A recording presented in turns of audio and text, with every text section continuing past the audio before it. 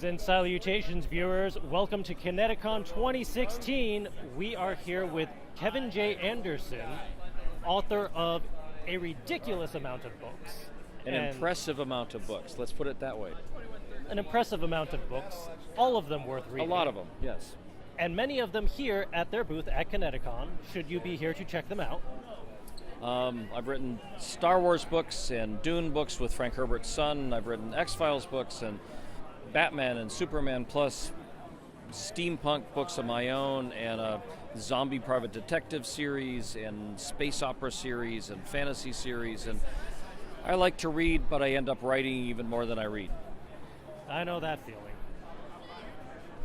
As you're creating all of these fantastic series, what's your creative process for kind of managing all these ideas and stories and characters? Well, I would say that I have all these voices in my head and stories, but then that might get me locked up somewhere. But I've always liked to make up stories and make up characters and worlds. I grew up in sort of a boring small town existence in Wisconsin. And I had to travel in my imagination because there was nothing else to go around. And I would make up my own stories. I wrote my first novel when I was like 8.5 years old on my dad's little manual typewriter.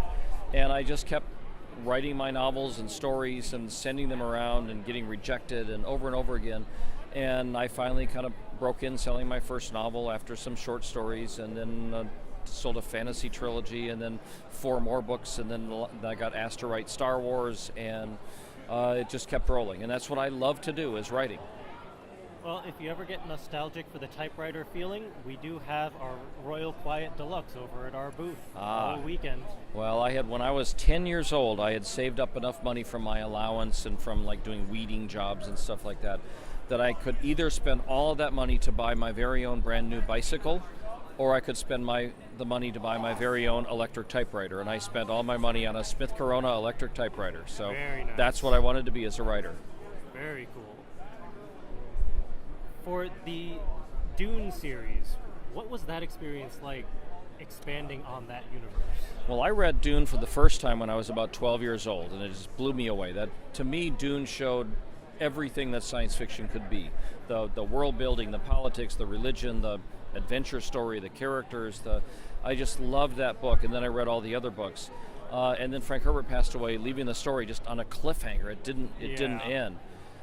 And by the time I got to that, I had written a bunch of my own novels, and I had wanted to know what was going on with the Dune series, and so I contacted Brian Herbert, and he and I were brainstorming how we could wrap up the story. And I got to look at all of Frank Herbert's notes, all of his papers, his letters, his little like yellow legal notepads with all kinds of handwritten stuff on it.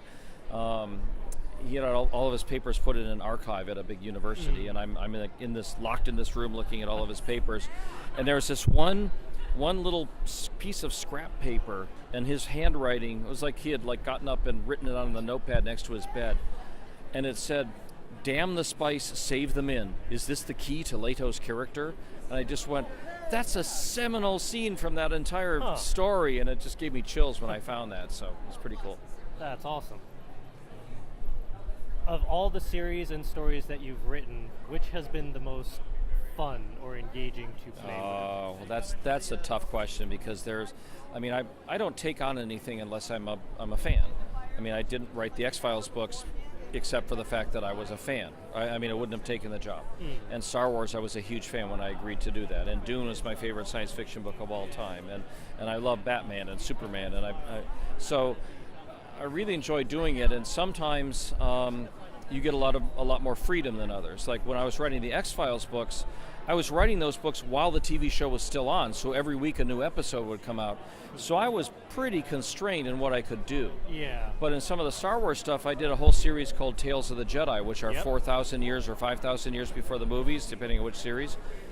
And that was like a complete free reign. As long as there was Jedi and lightsabers, we could do anything, because 4,000 or 5,000 years, who knows what changed. Yeah. So that was a lot of fun because of all the freedom. But on the other hand, getting to write Batman, that's a fanboy dream come true. It's everyone's dream. Yeah. Now, I know that you are partnered or a part of Story Bundle. because I've seen Right. your books on there relatively often, and I believe you actually have one being curated right now. Right.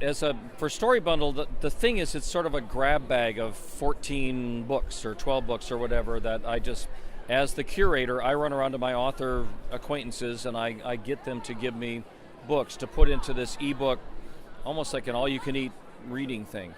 And people bid on it, or they pay $15 or whatever the minimum or whatever they want to pay. And some people pay hundreds of dollars just because they want to throw anything extra into it. And it's a great way for us new, like independent publishers or mid-sized publishers, to promote our books that's not through Barnes & Noble and sort of the normal ways. And the thing that's really gratifying about it is the authors split the money like right away, and a chunk of it goes directly to charity. And my charity is the Challenger Learning Center for Space Science Education. I've been a member of the board for years. And right now at Story Bundle, and this runs until July 14th, so it'll probably be like right close to when this airs. There's a whole adventure science fiction bundle, which is 14 books. You can get it for as little as like $16, so a little more than $1 a book. 14 books by some new authors, by me, by Alan Dean Foster, by Jody Lynn Nye. There's other like really big name authors in there. And it's a whole range of space opera and post-apocalyptic, and in fact, our next Dune book, probably the last Dune book, is called Navigators of Dune, and there's a free sneak preview in this bundle that everybody who gets one gets that sneak preview that nobody else gets. It's exclusive right now. Nice. And again, it only runs until July 14th, so I hope you'll check it out. It's a really cool, and I've done a lot of these where I will curate a monster bundle around Halloween, or a thriller bundle I got coming up in September. And every year in November, it's called NaNoWriMo, the National Novel Writing Month. We put together a writer's toolkit with a whole bunch of writing instruction books that we put in a big bundle. Yes, so it's a great way to load up your reading device with a whole bunch of books for not much money. And for our viewers, where can they find your books and anything else you'd like to promote? Okay, well, my books are wherever fine books are sold, right? The Star Wars and X-Files. I've got a series called The Saga of Seven Sons, a big space opera. But I'm also a publisher. I'm the publisher of Wardfire Press, and we've got over 200 titles and 50-some authors that we're releasing. So you can go to Wordfire, like words on fire, wordfirepress.com, and all of our books are there. A lot of them are mine. We've got all the other authors there. And come to Connecticon or wherever other shows. I think our next one is Tampa Bay Comic-Con, and then we're doing 22 shows this year. I can't even remember what they are. Dragon Con will be at, Cincinnati Comic-Con, New York Comic-Con, Rhode Island Comic-Con. I'm sure there are more. I'm just not remembering them all the time. I look at the calendar to see where I'm going next. But we like to come to places like this, and you'll see some footage of our booth. We have a lot of authors. We promote books because it's just the new way of doing things. And we meet the fans, we sign autographs, and it's very gratifying to be sort of face-to-face with your own customers. Thank you all for joining us for another interview at Connecticon 2016. As always, check the YouTube channel and the website for all the other interviews that we have up and all of the crazy shenanigans that we get up to, because conventions are a lot of fun. Thank you, Kevin, for joining us. Thank you, Charles. We really appreciate it. Thank you all. Now, go be creative.